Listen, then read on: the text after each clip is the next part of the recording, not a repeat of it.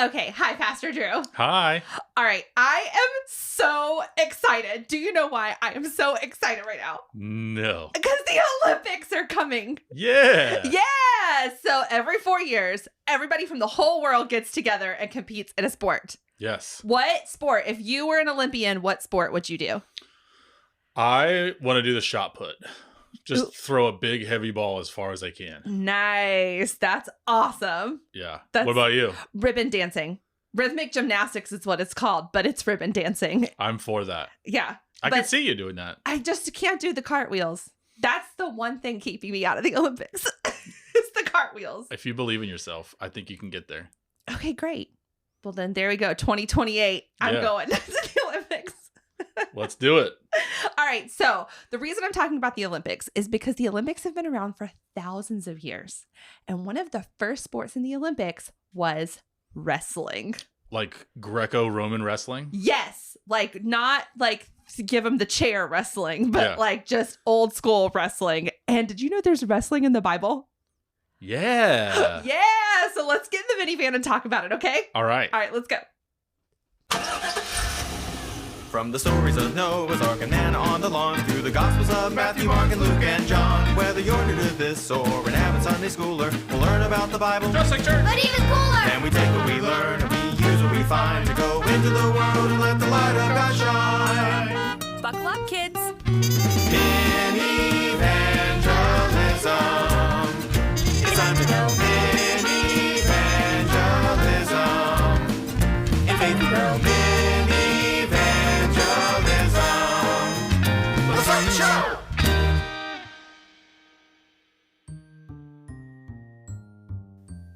All right, so we're in the minivan, and I want to talk about a story that is in Genesis, and it's very, very, very short and very, very, very weird. Yeah. A lot of them are like that. Okay, so this is the story of Jacob, Jacob was a man chosen by God. He was like God's special guy. And Jacob was kind of a trickster. And at one point, Jacob gets into a wrestling match with an angel. Yeah. And it's super intense. It is. And really cool. Right. You know what I think we need to listen to right now?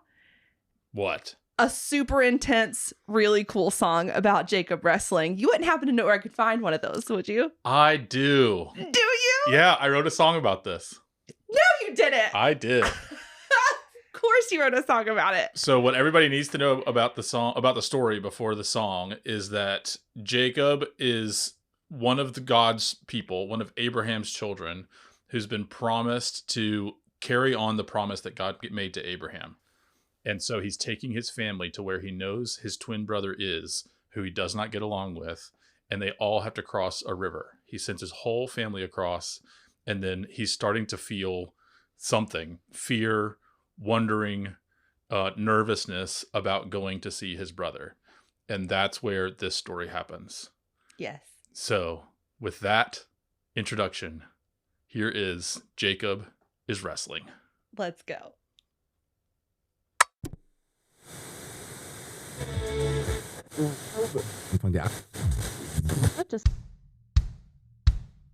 By the river of Jabbok, Jacob is poised. On the other shore, there's a whole lot of noise. Jacob and Esau have a lot of bad blood, so Jacob is pacing back and forth in the mud. Is there any hope for Jacob ahead? Will he make it to the morning or wind up dead? Just as he thinks there's no one around, an angel of the Lord shows up to throw down. Jacob is wrestling with God. From his head to his heart and down to the ground, he tries to pin God's blessing down. Jacob is wrestling with God. All through the night, he gave it his best. He rises at daybreak, limping but blessed. Jacob is wrestling.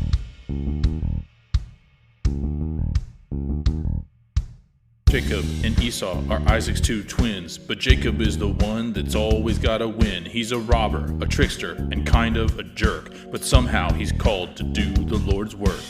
destiny awaits him ahead. Will Esau make war or will they break bread? Jacob doesn't know what he's gonna do. Is God on his side? Will the promise come true? Jacob is wrestling with God. From his head to his heart and down to the ground, he tries to pin God's blessing down.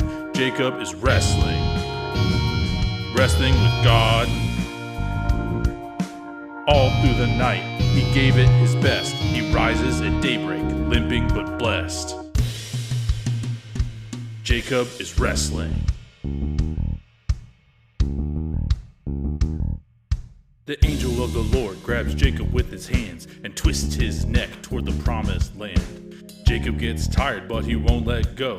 He's gnawing and clawing, taking blow by blow. He says, I'll wrestle all night, I'll wrestle all day, till you give me a blessing and send me on my way. They grapple and scrapple, and the angel says, well, son, how about I bless you with the holy half-nail, son?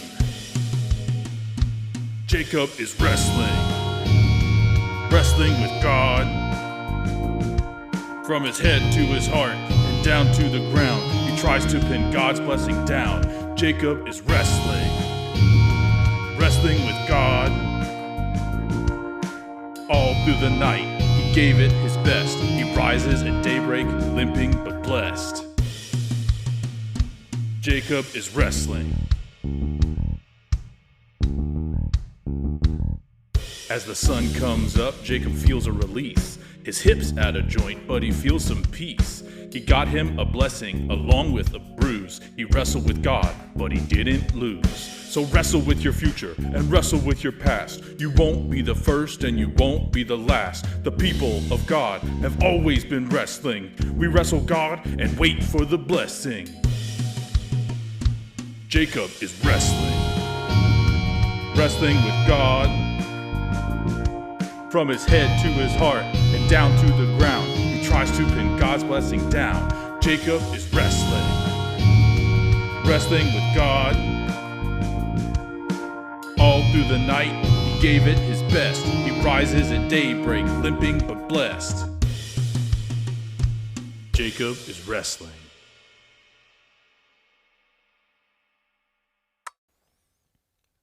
I gotta hand it to you. I did not think a song could be written about this story. I had a lot of fun. As soon as I knew I wanted to write a song about this story, I knew it had to be like kind of intense, a little rockish, and had that like wrestling feel to it. Yes. I could see fog machines and strobe lights with this song. So next time we listen to it in the van, I'm going to, that might be kind of dangerous. I don't think it's allowed. You're allowed to have fog machines in a van. Oh, okay. Well, never mind. All right, but let's talk about the story, because one thing I like about this song is that the song is actually longer than the story itself. Yeah. The story is just a little blip in Genesis, but it's so fascinating. It is. Right? So Jacob, like you said, has just been kind of tricking people. Yeah. Right? Kind of a jerk. Stole a blessing and the birthright from his brother, and he ran away. He played a bunch of tricks on some people that he was living with, so he has to leave them too. And he goes back to meet up with his brother, and he sends his wives and his sons across the river, all of his servants and everybody across the river, and he stays by himself. And then all of a sudden, out of nowhere, somebody just comes up and they start wrestling. Yeah. Or where I grew up, wrestling. Absolutely. They wrestle all night. They do. All night long. And then right before the sun is about to come up, the angel or man, we're not really sure, touches Jacob on the hip and breaks his hip, essentially. But Jacob's not letting up. And the person that he's wrestling is saying, you got to let me go, dude. The sun's coming up. And Jacob's like, I'm not letting you go until I get a blessing from you too. Right. And so Jacob gets blessed. The wrestler says to him, your name is not Jacob anymore, which, fun fact, Jacob means he who grasps the heel. Yeah, grabber. Yeah, or deceiver. Is another interpretation for the name Jacob, which my brother's name is Jacob. I just want to point that out. And names don't necessarily define who you are as a person, but they kind of do. And and the wrestler says, that's not your name anymore. Your name is Israel. And what does Israel mean? It means the ones who strive with God. Yeah. So you could say like wrestles with God. Mm-hmm. But the cool thing about that name is it ends up being the name given to all of Jacob's descendants, the people of Israel. And so that it becomes the story of a whole people, that they are always the people who are inheriting a blessing and wrestling with God about what that means all the time. Right. Right. And then, so he blesses him, he leaves, and then Israel now walks back across the river, but this time he's got a limp. Yes. So, like I said, this is a super short story. It's really weird. Yeah. And that's okay. I think the Bible is just full of weird stories. But it's also one of my favorites because I like to wrestle. Like I grew up wrestling with my brother. I wrestle with my kids now, and it's really fun. Like until somebody gets hurt. And so it's fun to know that like there's a Bible story about that too. Yeah. I have personally wrestled with a Jacob. Yeah. And I used to win, and then he got bigger than me, and then we stopped. It happens. So I talked to a friend of mine. Her name is Reagan. Yeah. And Reagan is really fun and just so sweet and cool and awesome and smart. Yeah. And Reagan always has really good things to and really good questions about the weird stories in the Bible. So that's why I chose her. So Reagan is 10. She's about to go into 5th grade. And Reagan is a part of this group called American Heritage Girls. And it's kind of like Girl Scouts. So she does a lot of camping with her dad. And she's just such a cool kid. So Great. I'm going to talk to Reagan and see what the heck she makes of this weird story. And then come back and tell me all about it. Of course. Yay. All right, I'll see you in a minute. Bye. Bye.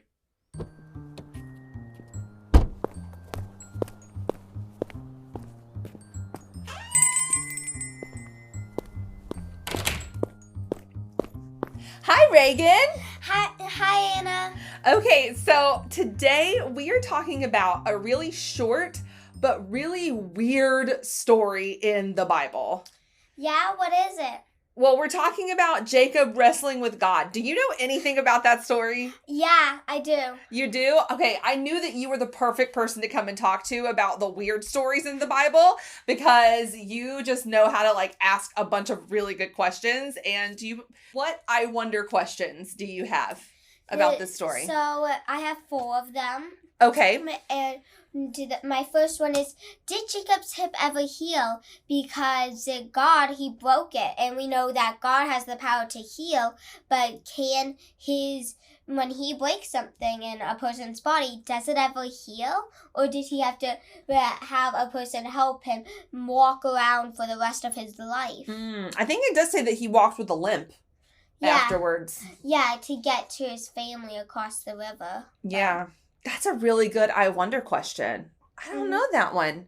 All right, what's your second I wonder question? Why did Jacob want a random person to bless him? Because at the time that he wanted that person to bless him, he didn't know that it was God or an angel or whatever people think.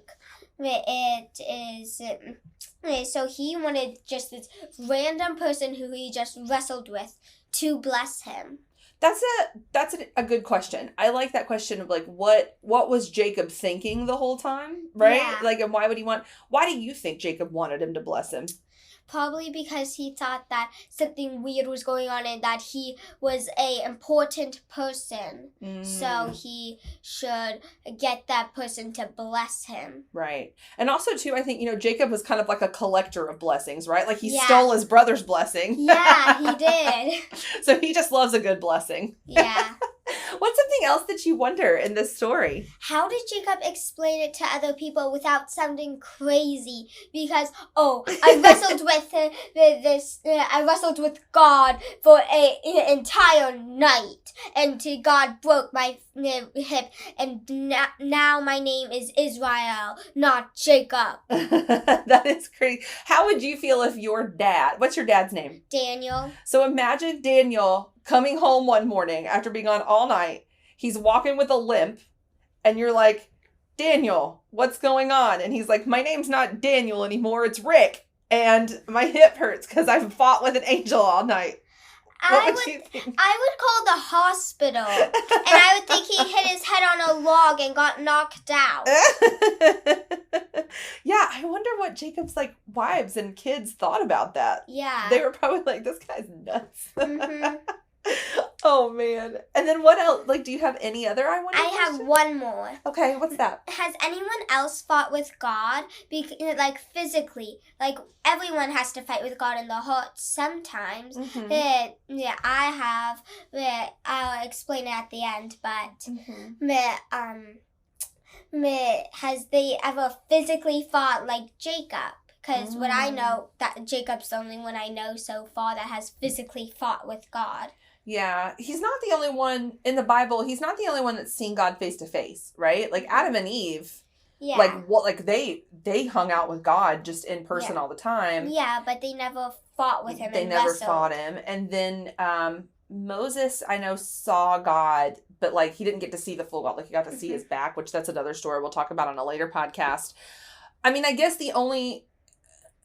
I don't know, but I think that the only other person that you could say like carried out violence against God would be those that crucified Jesus. Yeah. Right? Like the Roman soldiers that like beat Jesus and stuff. I think that that's probably the closest anybody else has ever gotten to wrestling with God. You know what I mean? Or they didn't wrestle with him. They just beat him up. You know what I mean? Yeah. But those are some really good I wonder questions. I am surprised that you found some like 4 really, really good, like thinking about questions in this, like, once again, just very short story of the Bible. So on this podcast, we like to talk about what does this story tell us about God, right? Because God is present in the Bible all the time. Every story tells us a little bit of something else about him. What does this story tell you about God?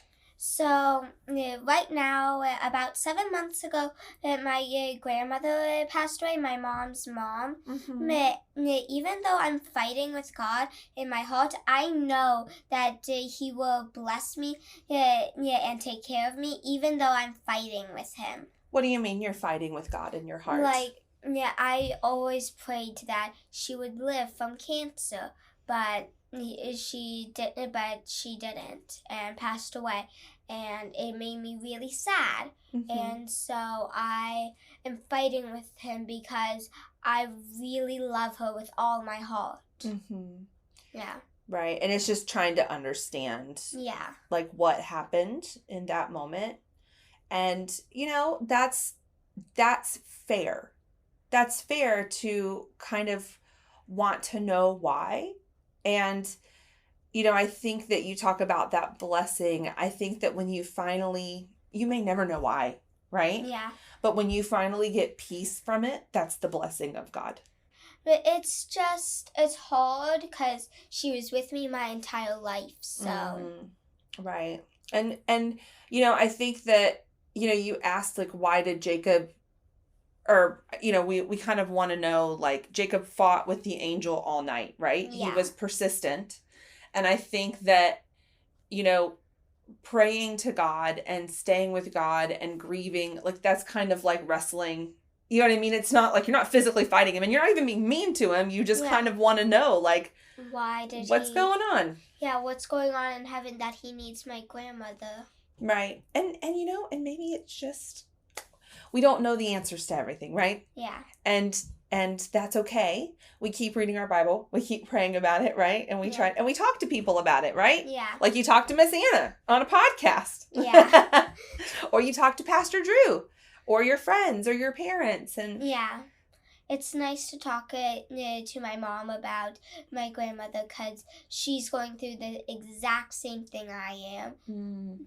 Yeah. Yeah. But that's good that you have a support system around you. And Jacob eventually, he crossed the river to his support system. And they may have all thought he was crazy. Yeah. But maybe somebody believed him because they called him Israel from there on out. And he did have sons, so his wives had to think, oh, this guy's not crazy. He's my husband. I'm going to have children with him. That's right. That's right. And he ended up having especially one son, Joseph, who also had crazy dreams, right? Yeah. And people believed them.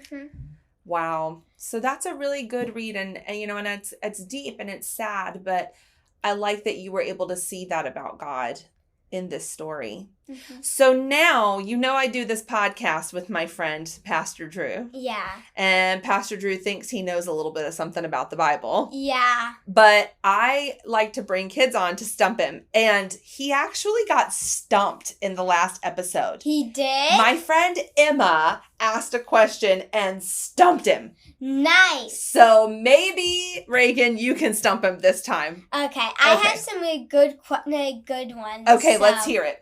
So my first one.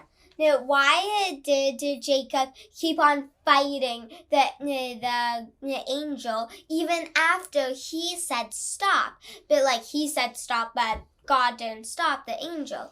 And then the angel said stop, but he didn't stop. Why didn't he stop? That's a good question. Do you think it's maybe because he wanted that blessing? Maybe. But maybe we won't tell Pastor Drew that, right? Let's see if he comes to that conclusion. Yeah. All right, what's your next question? What did the angel look like? Because we know from Pastor Drew's sermons that he said in one of them that angels are really, really scary looking. But some are, yeah. Yeah, but Jacob in the Bible, he didn't act afraid at all. No. So what did the angel look like? Did it change forms during the fight? Because we know angels are some really powerful creatures. Did it change beings in a fight, change from a human to a lion at any point?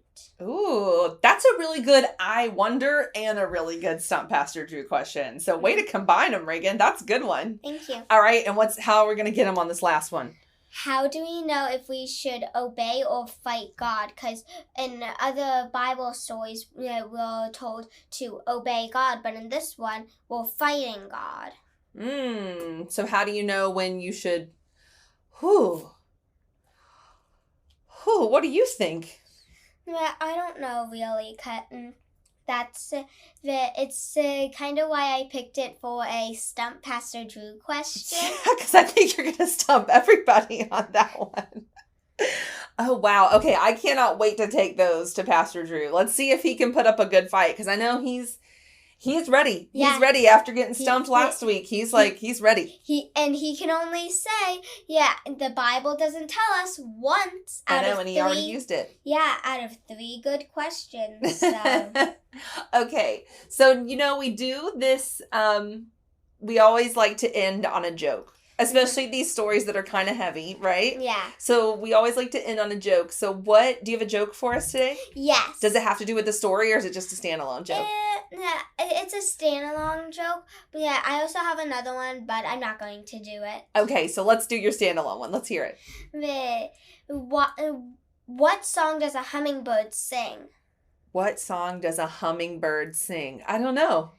None. They just hum. I like that one, Reagan. Good job. Well, thank you so much for talking to me about the story. Like I said, it's a toughie. Yeah. And I knew I could count on you to come away with some good takes. So thank you so much. Mm-hmm. Bye, Anna. All right. Bye, Reagan.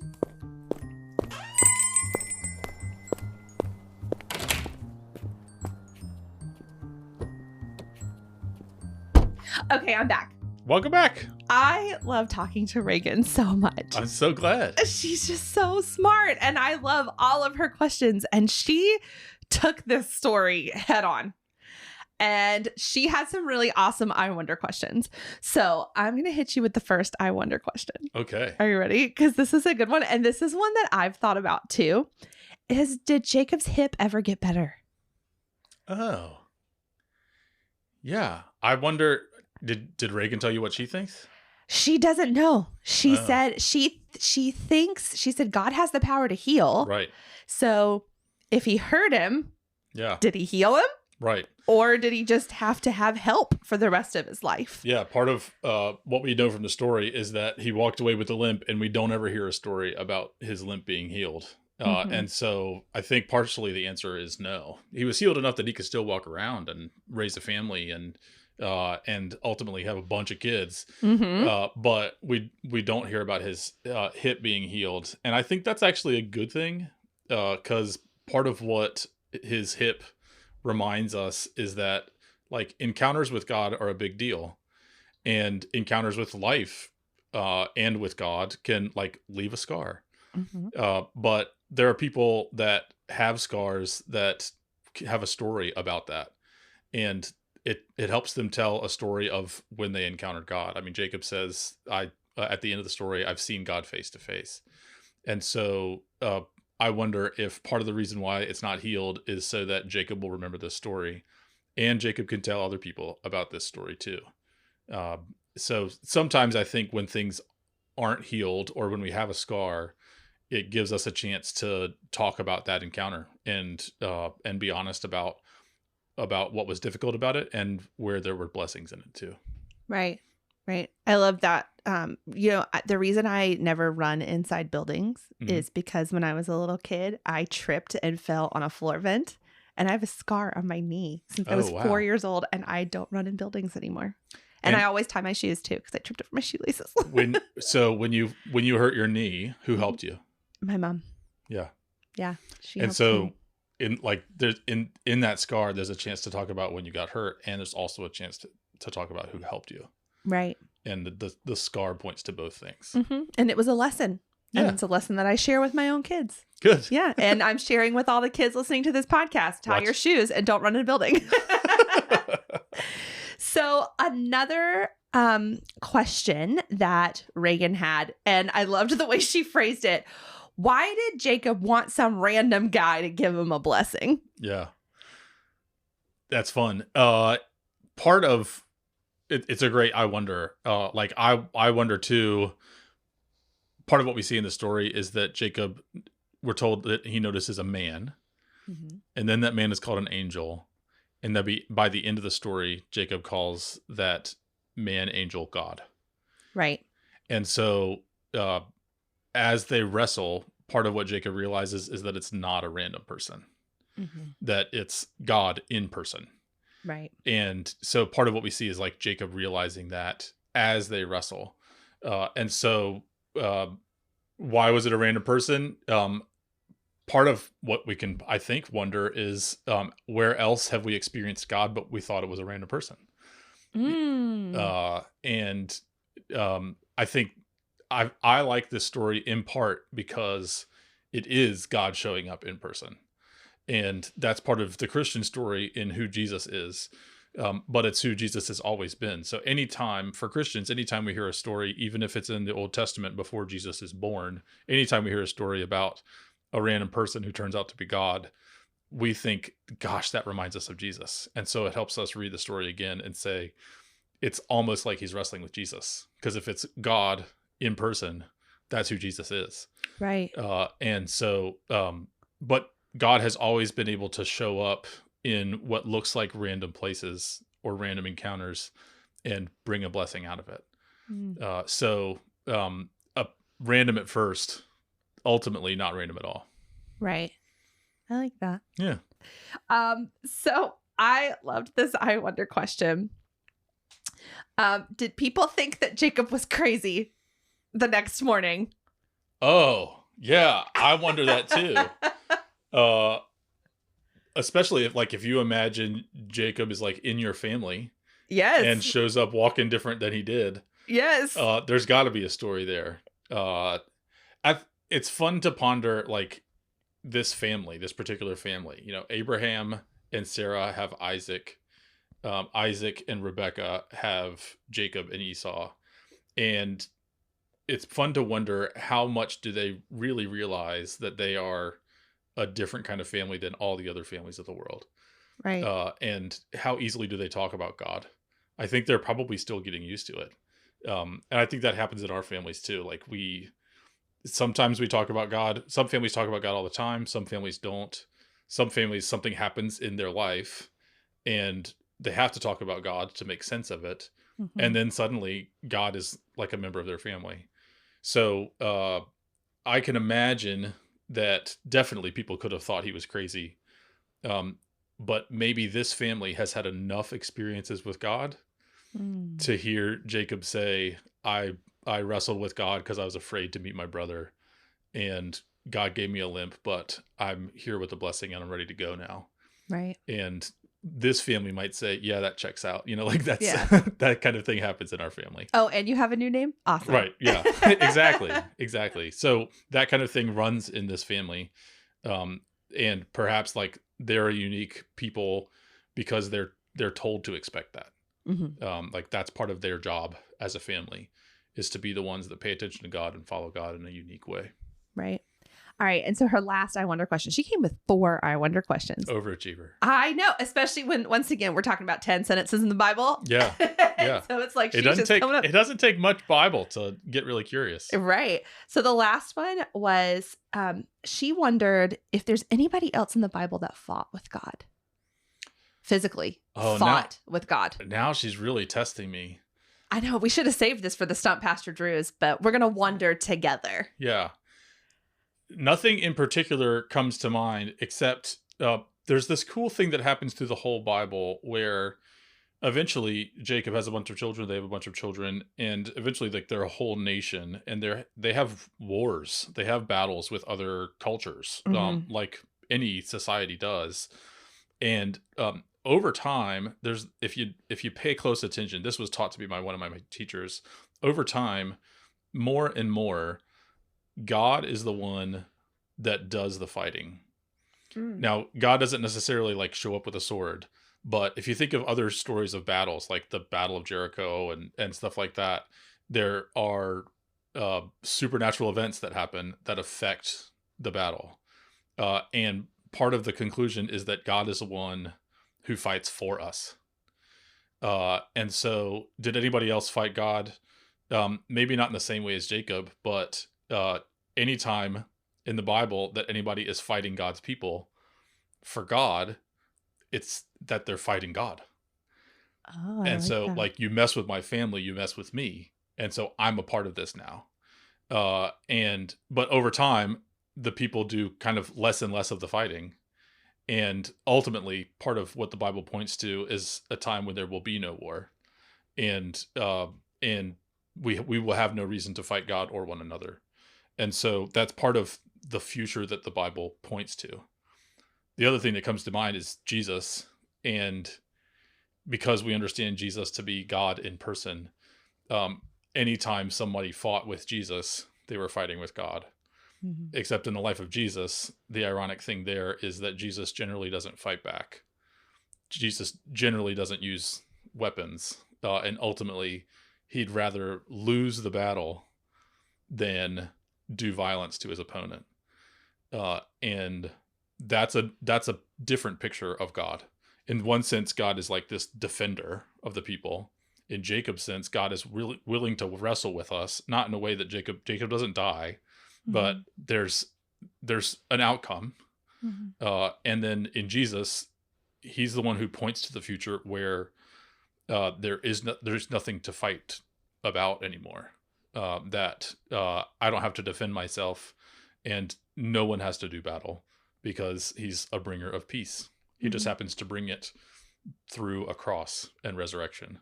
Right. But as soon as I say all of that, I know somebody out there who has more time to think about this question than I do will bring up, except for this story and this story and this story. So write in, call in. You know the Bible. Can you think of other stories? The only one I could think of was just when Jesus was crucified. Yeah. That those were people that were physically fighting God. But I couldn't think of any others either. Right. So I don't know. Yeah. It's but a stuffer. I think it's an interesting question to read in lots of the Bible stories is what's this fight about, and where is God in the fight? And how is God showing up to the fight? Is it God as defender? Is it God as victim? Is it God as aggressor? All of those would be interesting I wonder questions to ponder. Right. Okay. So we had those I wonder questions, and those are so fun to talk about. Yes. But Reagan had 3 other questions. Yeah. And she's going to stump you. She's going to stump me? I don't know. Well, I don't know. I told her you're kind of on your guard. Speaking of people being on guard and ready to put up a fight. Right. I got stumped. Yeah. Emma threw you for a loop. And although I would like to appeal to the judges at some point if I'm allowed to. Hold on. Let's confer with the judges. No, you got stumped. There are no judges in this van except you. Okay. And here's the thing. Reagan is friends with Emma. Oh, so are they teaming up now? Well, it's just a birds of a feather thing. Yeah, okay. So that's why I went and chose Reagan next, because I'm we're ready. going to see. All right, the first one is, why did Jacob keep fighting the angel? Uh-huh. So why did he keep, because once again, the sun's coming up and the angel says, I got to stop. I got to put it into this uncle or whatever. But Jacob kept going. Yeah. This is actually a really good I wonder question. I think the answer is because he hadn't won. Like Jacob's not done striving until he has won. And he's not gonna give up until he gets to where he gets to stand at the top of the podium and wear a medal that he earned or stole. And so he's not going to stop until he's the winner, and not just until there is a clear winner, but until he is the winner. And yeah, I think a lot. I know people like that. I know some ways in which I'm like that. I know kids like that, like super competitive kids that they'll bend the rules to make sure they come out the winner. I don't want to identify anybody in my particular household, but I think we have at least one of those. So I think that's what Jacob is up to. He's not done fighting until he has won. Yeah. And I think ultimately because he wants that blessing. Yeah. He wants it, and he wants it for himself. All right. So the second question that she had to stump you, I feel good about you on this one because she actually referenced you when asking the question. Good. What did the angel look like?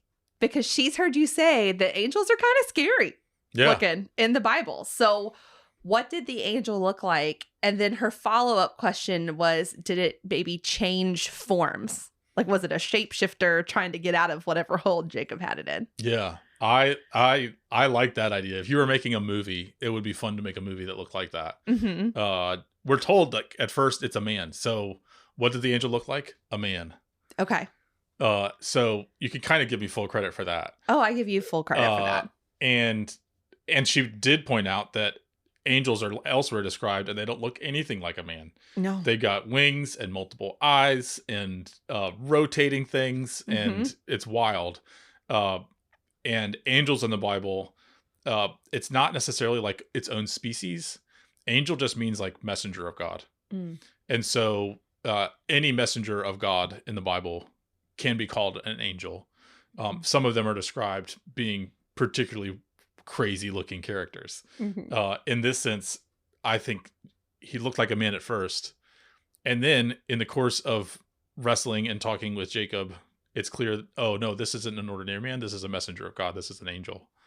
And then ultimately it's not just a messenger of God. It's as if Jacob really has wrestled with and encountered God. So I think in my mind, it looks like a man the whole time. And because I'm Christian, I think it looks kind of like Jesus. I was going to say the same thing. Yeah. That's what I think. Yeah. I don't think for Christians, I don't think there's anything wrong with imagining that, because it adds another layer to the story. Like, I can kind of imagine Jesus showing up by the river with like a smirk on his face. Like, if you want to do this, we could do this. Let's go. Let's throw down.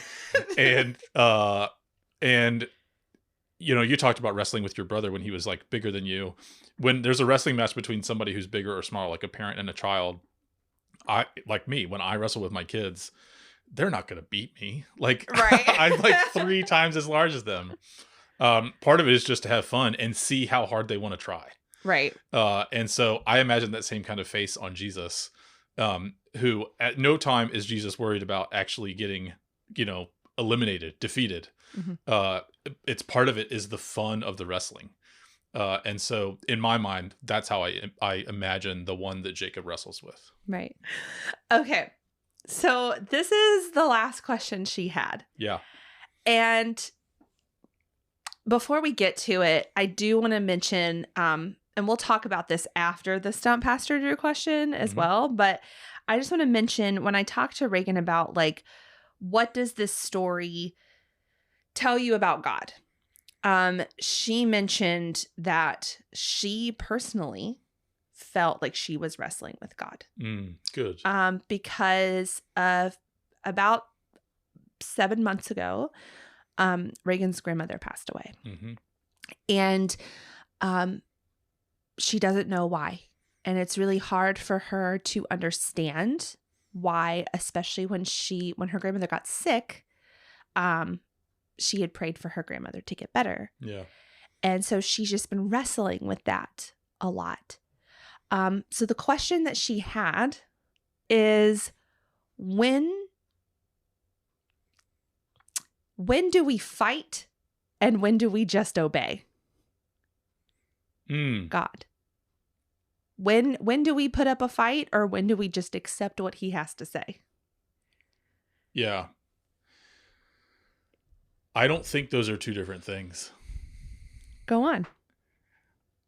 I mean, part of this story is that like Jacob gets a new name, and his name is Israel, like the one who wrestles with God. Like it's just who we are. Mm-hmm. And part of the story that the Bible tells is like God wants to be God with us. Mm-hmm. And just as we are, even if you're not as righteous as Noah or as holy as Jesus, if you're a jerk like Jacob, God wants to be a part of your life, and God is moving you somewhere. And so if wrestling is included in that, or if disagreement or anger or questions are a part of that, God is not afraid of that. Like Jesus shows up on the shore and says, "Let's go." Like God can handle the anger, and I don't think it's disobedient to ask questions. I don't think it's ever disobedient to be honest with God. I think part of what God wants is our complete honesty.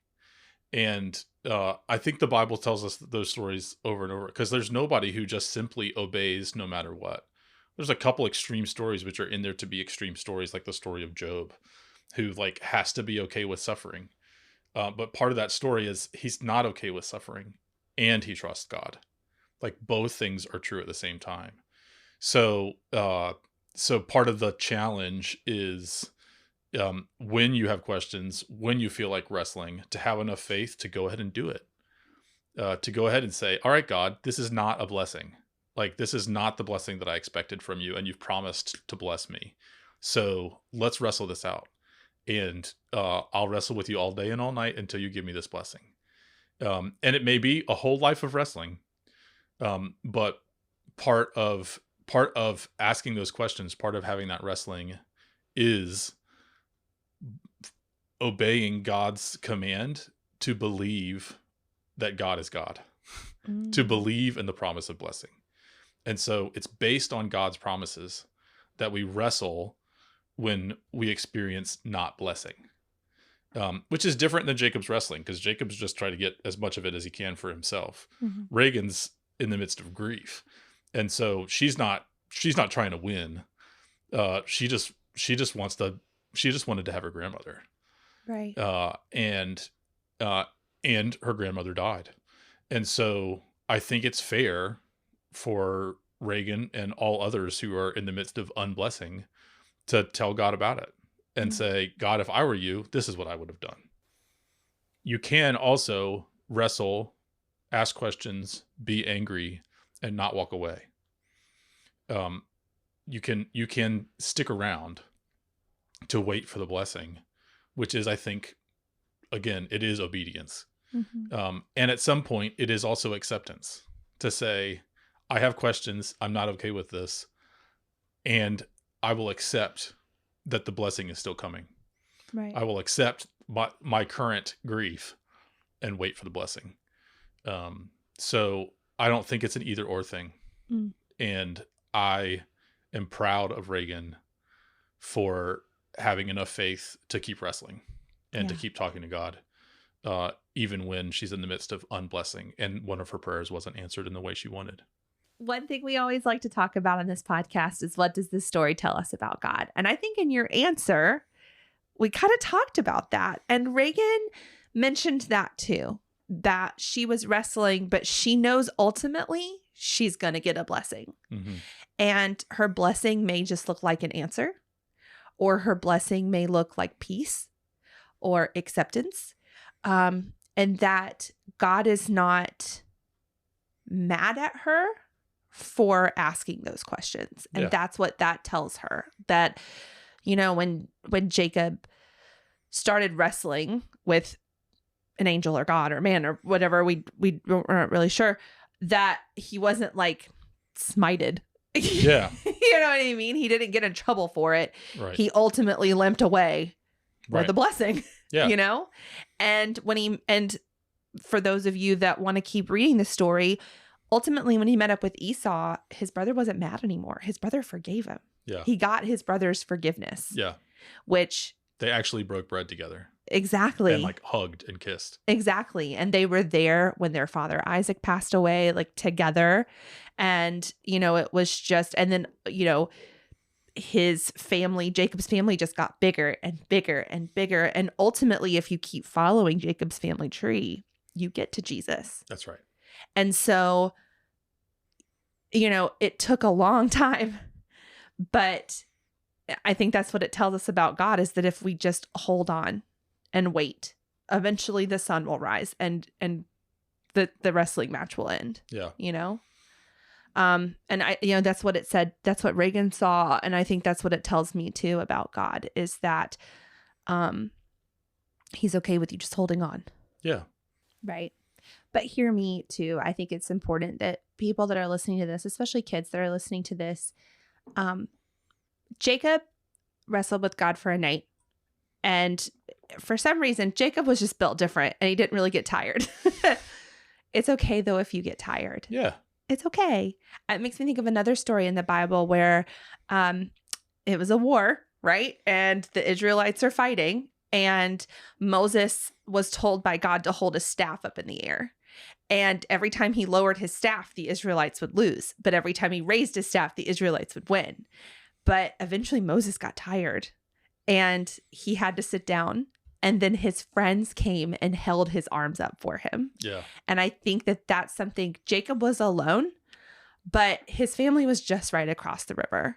And they were, I think, within calling distance. You know what I mean? And if you are getting tired, you can always call on your family and your friends and they'll come and help you out too. Yeah. So, yeah. I just want people to know that it's not, that we're not just saying like, just hang in there. Right. And I mean, it makes them feel guilty about that. Yeah. And when you are wrestling or when you're tired or when you're trying to believe, but you can't, part of the promise of the church is we will believe for you. Yes. Until the blessing helps you believe again. That's part of what we do for one another. Yeah. Yeah. So next time you are in a wrestling match, yes, or you see people wrestling, or when you're watching the Olympics and you watch the wrestling match, remember the story. That's right. That's right. And then figure out, okay, what's the blessing I'm trying to get when you're wrestling? Yes. Sometimes when I'm wrestling my kids, the wrestling itself is the blessing. Just having somebody to play with. Yeah. I like that. Or I also think next time you're by the water, because all of this takes place at a river that has to be crossed, and a lot of the Bible stories happen there. I think that's another time where you can imagine what would it look like, or if you're with other people, like which of these people can I imagine as God showing up to wrestle with me? Yeah. Yeah. Okay, so before we park the van, yeah, what's your wrestler name? Oh, what's yours? The Annihilator. Oh, yeah. And mine is Juvenile Delinquent. Oh, I love it. Yeah. I love it. All right. Well, you come up with your own wrestling name. And please send it to us. Don't forget, you can find us on Instagram at Minivangelism. You can also, if you want to email us your wrestler name, you can email us at minivangelism@gmail.com.